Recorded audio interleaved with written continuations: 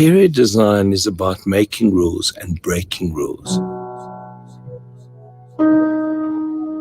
What I love about interior design is the contrasts.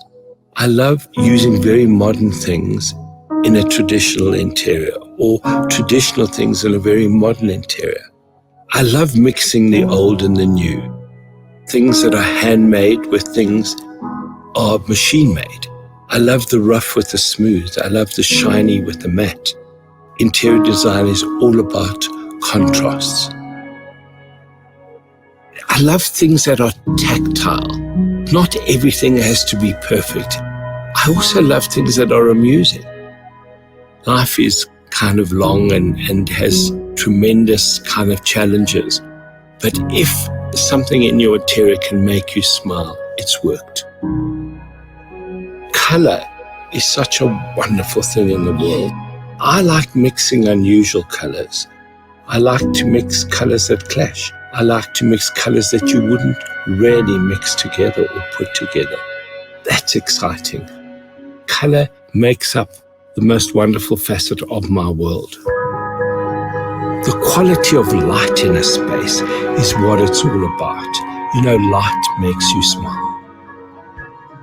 We live in this wonderful, wonderful South Africa with a wonderful climate. I love the energy. I love the people. I love the passion. From the minute I got there, I've been in love with London. I love the light. I love the tradition. I love this kind of English simplicity and honesty. The reason for doing a book is about sharing things. There's so many people in the design world, and your life is about living. It's how you live in the space, how you cook, how you do flowers, how you make your bed, how you enjoy fabric. Interiors is about living. My job is to create beauty that works. It's not about a cut and dry interior on a board. It's about feeling it.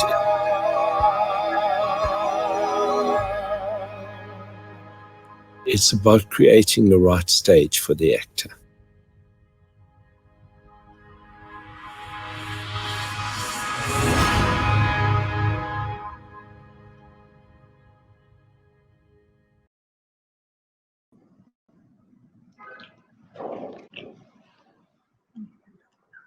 I think during lockdown, one's environment really was of utmost importance.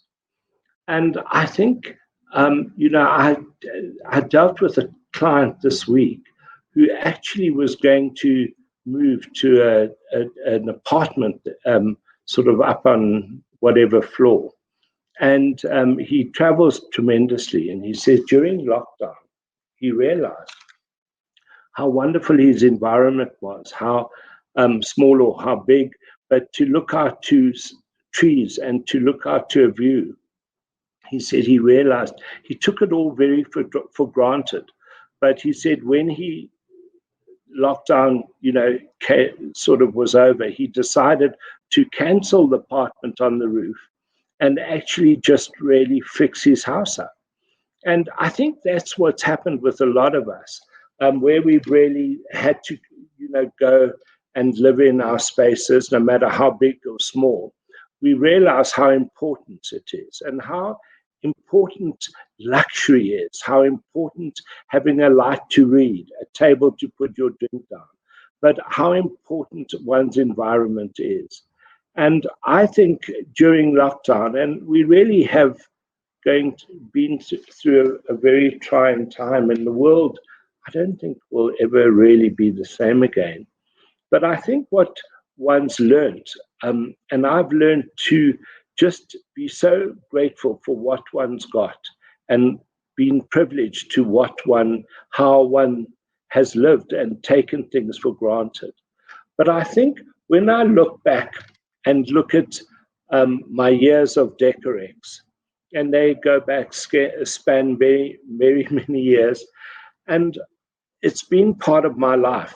And what I find that we hopefully and will have other Decorexes, but I find, what I learned, and, one does, my world is design, but other people are in many other facets of work. But, what I find that everything, we don't have time. And what Decorex, it's been a wonderful family. And what I find that when you go to Decorex, I can find out about paving, about electricity, about planting, about lighting, about floors. And, you don't have time to get in a car and go and see one supplier. And having everything in one, many halls, but under one roof is very spoiling. And I think, we are so creative here. They're wonderful designers. And I think that having this information, that we've been able to refer to has really been a crutch and been something that we've really, I've taken for granted. But I must say that we will be seeing these exhibition halls and just new taps that where do I start now? I know suppliers, but I could see it all together and, meet the people and chat. But, those days are coming back again. But I think what's very important, guys, is that we have to recreate ourselves. Competition is so important. And, you've got to stand. If we were all down one road, we've got to be on our toes. We have to give of our best, and to actually say, we have to make rules and break rules, because it's very important that we have to not be sterile. We have to move on and do things and just recreate ourselves. There are so many wonderful workmanship and people that are doing new things in this country. And again, we used to see craftsmanship, things that were exportable. And I think that today we have to just look at things. I've done that and I've got to move on. Every day I keep on saying, well, I wake up and I just want to just start again and see what's there and bake the cake and put the different ingredients in. And it's very exciting. But we are going through a very difficult time anywhere in the world and everywhere in the world. So we have to just be kind to people. We have to be nice. We have to help others, because there's so many people that are really, can't survive. And it's all about just being able to just give a little bit more. And I think what's so important is that our lives are very privileged. We live in a wonderful country, and hopefully things we are sorting out. And the whole world seems to be in a bit of a turmoil. People are emotionally sort of unstable. But I think what's so important, and through COVID, there are problems with people and families, but I think what is so important is one's environment.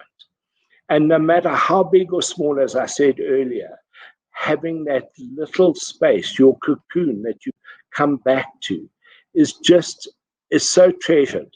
And one actually has to realize that is what it's all about. If we've got a garden that has trees and grass, or has our garden consists of a few little pot plants, they're things that are living, they're things that are working. And I think we all are very careful. Every day is a challenge. But I think having things of beauty around us really makes the world a better place, and makes each day easier.